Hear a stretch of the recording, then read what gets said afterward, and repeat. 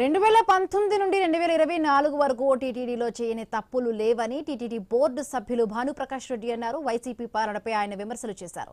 భగవంతునిపై నమ్మకంతో చెల్లించిన ముడుపులను మింగేశారని ఆయన అన్నారు. తప్పుల మీద తప్పులు చేశారని ఆయన మండిపడ్డారు.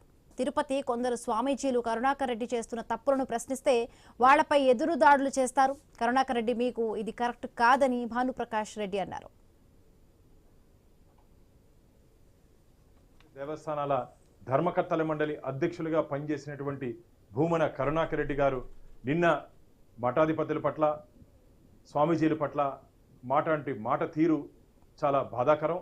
వెంటనే ఆ మాటలను వెనక్కి తీసుకొని హిందువులకి స్వామీజీలకి బహిరంగ క్షమాపణ చెప్పాలని చెప్పి నేను డిమాండ్ చేస్తున్నాను. అయ్యా కరుణాకర్ రెడ్డి గారు, స్వామివారి చెంత 2 పర్యాయాలు అధ్యక్షులుగా 2 పర్యాయాలు ధర్మకర్తల మండలి సభ్యులుగా పనిచేసినటువంటి మీరు హిందూ సాంప్రదాయాల్ని గౌరవించాలి తప్ప ఇలా హిందూ సాంప్రదాయాల్ని గౌరవించి హిందూ సాంప్రదాయాల్ని అనుసరిస్తున్నటువంటి స్వామీజీల పట్ల మీరు ఇలా నీచంగా మాట్లాడడం చాలా బాధాకరమైన సంఘటన. దీన్ని బట్టి మీ మనసులో హిందువులపై స్వామీజీలపై ఏ విధంగా ద్వేషం ఉందో అర్థమవుతోంది.